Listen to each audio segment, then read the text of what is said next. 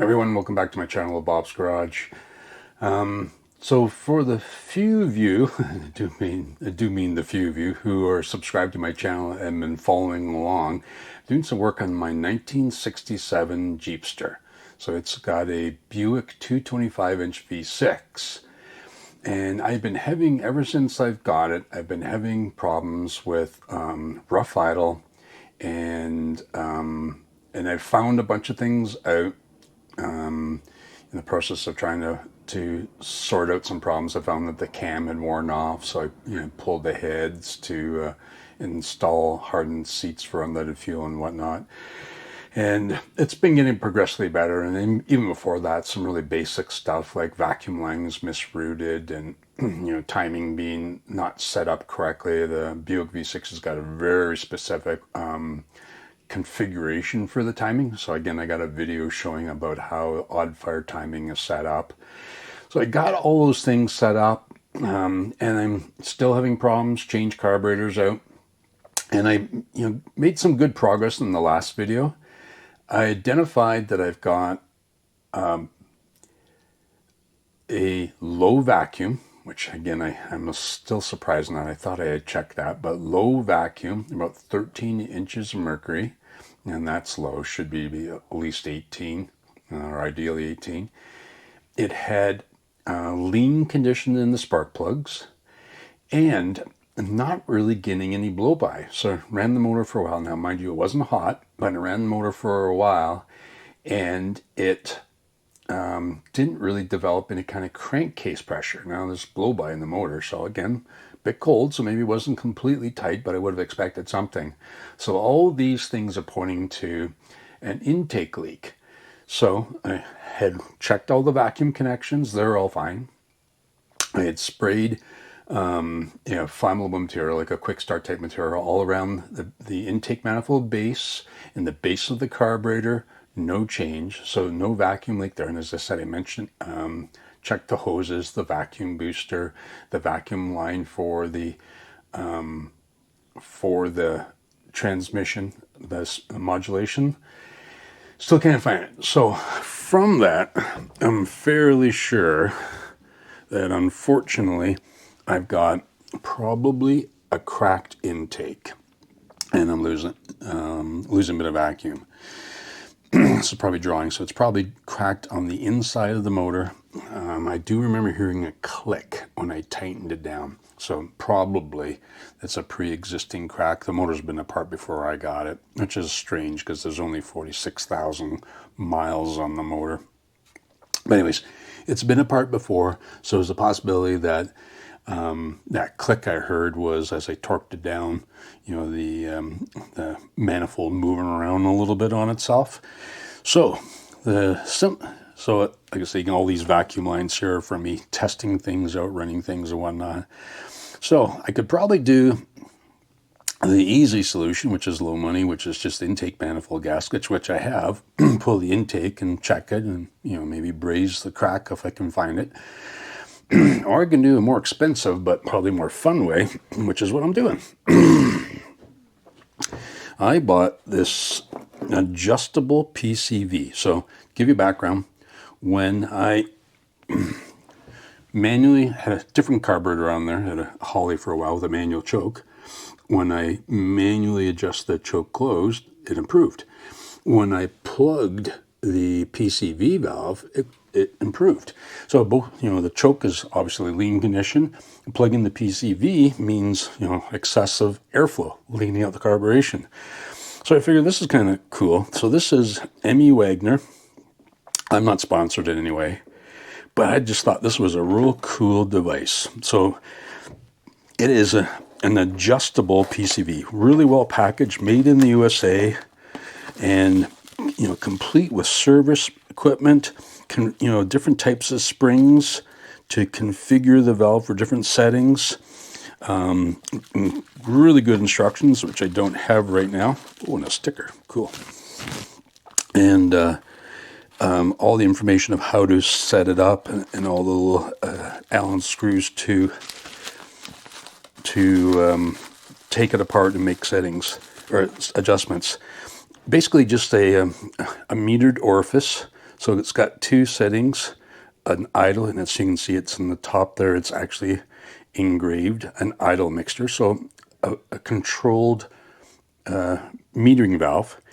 And the other side is a vacuum operated. You can see in the side there, a couple of ball checks, but a vacuum operated cruise circuit, so you can adjust the rate when you go above idle. And underneath this paper plug is a little port which you remove with one of these screws and install right there, this little fitting. And that allows you, and there's a little wrench to put the plug back in place. Make sure you can all see this. Yeah, I'm going to turn this down a bit.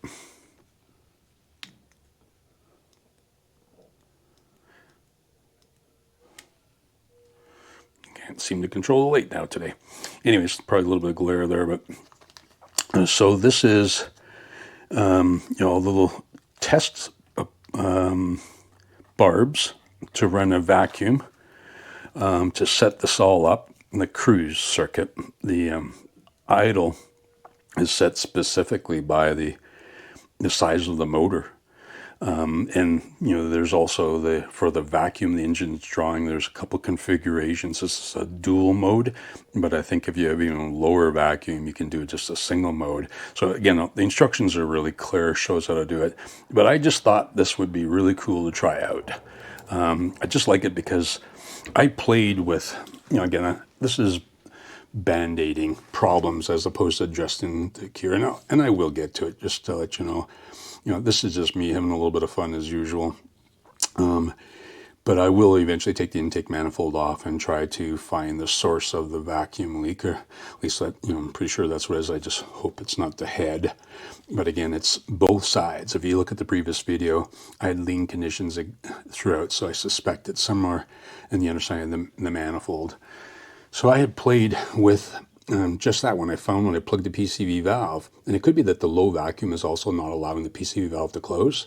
But when I played with it and plugged it or put a partial restriction, made a huge difference. Motor got way richer, but it wasn't controlled. It wasn't really well controlled. And on top of that, PCV valve is actually supposed to have, similar to this, a low speed flow and a flow that increases when vacuum drops off.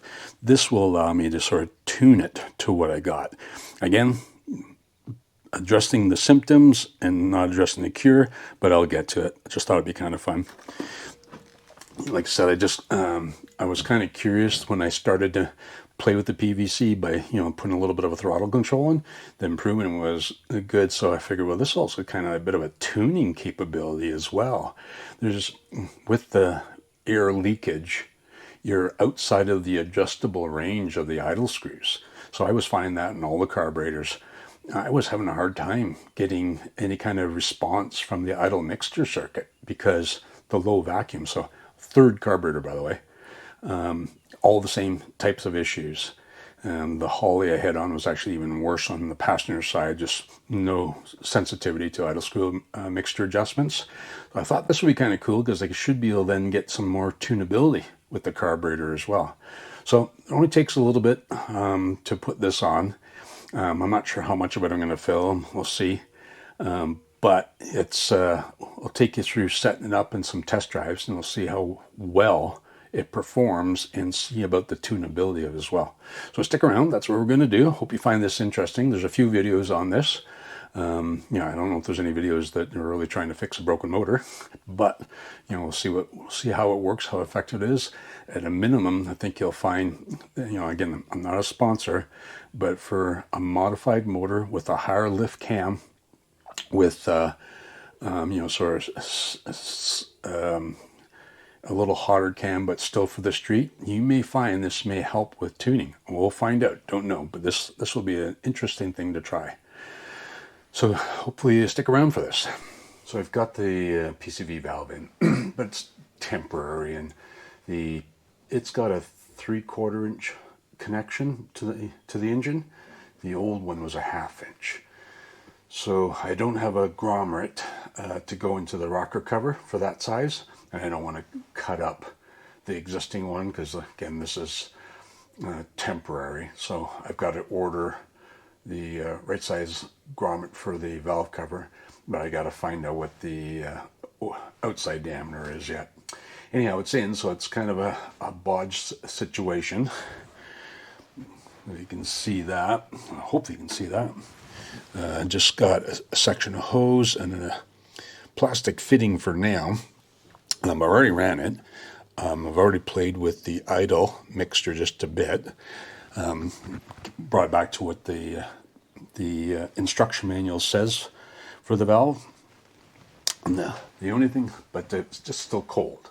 So the next thing I got to do is I've got to run it for a while. And again, the problem wasn't there when it was cold, because obviously when the engine's cold, not making as much heat, it's going to be richer anyways. You know, this is a problem where it leans out. I can tell you that since I've been driving it, one of the things I had before was it would stall when I put it into gear. Also an indication of being excessively lean. That's gone away. You know, once the choke comes off, when you tap the throttle so the choke comes off, I can put it in gear and it doesn't stall at all. So that's good. It certainly smells richer. So I'm going to take it for a bit of a drive now and get it warmed up. Still have to set the cruise circuit, which is adjusted to have it, it's in the instructions, but you have it set so there's just a bit of vacuum, and then you turn the screw out a little bit. Again, really well laid out in the instructions. So I got to do that as well, but I'm just going to try to get it warmed up and see how it goes from there. To get it warmed up, just like the instructions say, you can notice a huge difference already. It's still in drive, still rough, way smoother when it's in neutral. But most importantly, it doesn't stall when it's cold, as I said before. But most importantly, now I've got much better acceleration.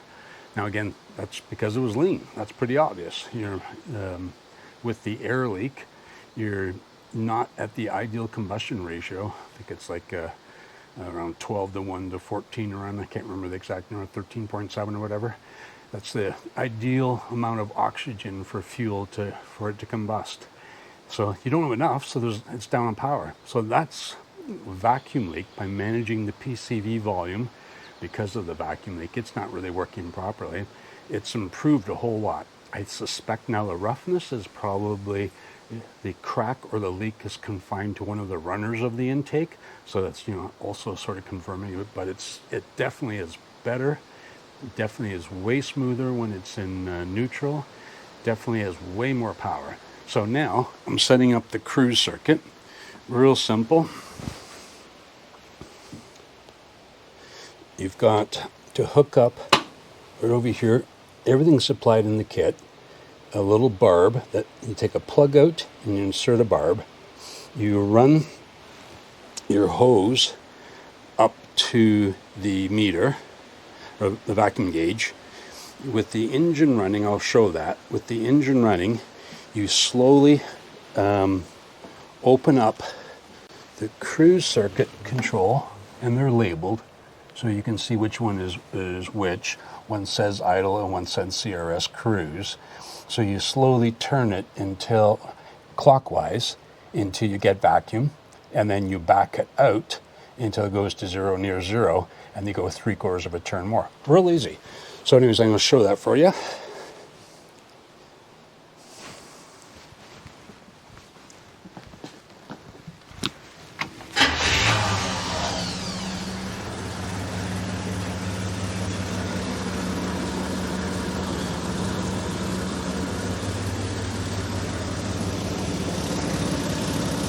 See if I can get these two things together here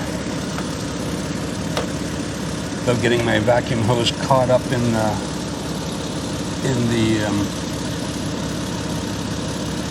fan blades. Turn it in till you get vacuum, and you'll hear the difference too. See? So it just jumped up. So now you turn back out until it falls off, See, there's the needle there. So it falls off. So I'm slowly turning counterclockwise. There. Now I go 3/4 of a turn more. Half quarter, 3/4 of a turn. And that's it. It's all set. Now you can see, by my mind, that's better. It's still got quite a bit of a jerk to it, but way better than before. So I'm going to play with that for a little bit. I'm going to drive the car around just to see how it performs. It's not hot today. It's actually on the cool side. Engine's completely warmed up, but I have a suspicion that I'll have to make a little bit of adjustment to the cruise circuit. I'm going to leave it in for a few weeks, see how it goes before I get into the intake manifold. I'm also going to put a borescope down the carburetor. I'm not sure if I'll do it on this video or the next one, but take the carburetor off, put a borescope down each one of the runners to see if I can see something from the inside. I'm beginning to think I understand what the problem may be. There's two types of intake manifold gaskets for this. One's a stamped steel with a rib, which was on it when it took intake off. The other is a flat, typical fiber type gasket. I have a feeling that the stamped steel one is way thicker and will make up for the gaps. The thin fiber one may not seal as well. I don't remember if I put any sealant around the intake runners. I know I put it around the water coolant. So we'll see how that works. So I'm going to wrap up this video with a little bit of drive time now. I've taken this car out at maybe 20 miles, but hot weather. It's hot weather again today.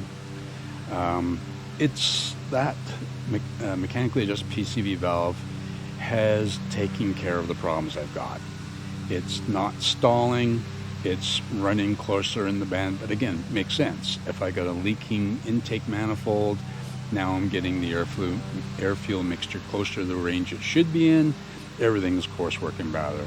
Smooth transition off idle, power throughout the range. When it gets extremely hot, it actually doesn't even get as hot now, which again, you would expect it to get hotter when it's lean. So now it's running cooler and does not stall when it gets hot. It was, like I said, with the lean condition, it acted like it was a vapor lock, but it was really just so lean, so little fuel that it really just couldn't start. Just, cover the carb, close the choke, and then start back up. So all that's been band-aided, and I'll start the car up for your information. Like, it's still all done temporary, and again, I'm going to be taking this off. And I'll show you why once I start the car. Sorry for the background noise.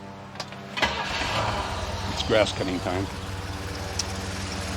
So it's taking care of the stalling issues, but you can still see that motor's dancing pretty good. It's a little bit cool right now. I haven't got it fully up to temperature, but it still does a fair bit. When it's in neutral, smooth as a kitten, the idle's faster. Actually, I had to turn the idle down, but it's still doing the herky-jerk. And it's pretty pronounced now, too. You can actually pick up, a much more exaggerated, almost like miss. And when you have it in gear, every now and then it feels like it kind of lurches a little bit. I may still insert the driving video. So it's not solved. That erratic idle and that rocking, you can feel that through the car. So I got to fix that. So I am going to put in new intake manifold gaskets, either double up on the fiber ones or try to get the embossed metal ones like I was hoping for. I'm going to turn this off. I'm just stick it down by the exhaust here a little bit too. And you can hear that every now and then there's a miss.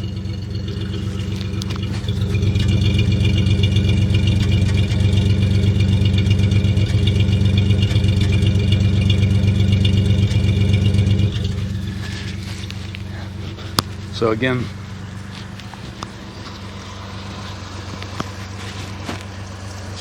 the That miss is probably because one cylinder's still a little bit lean. So I've basically made everything a little bit rich, which means some of the cylinders are going to be richer, too rich. Some are closer to in range.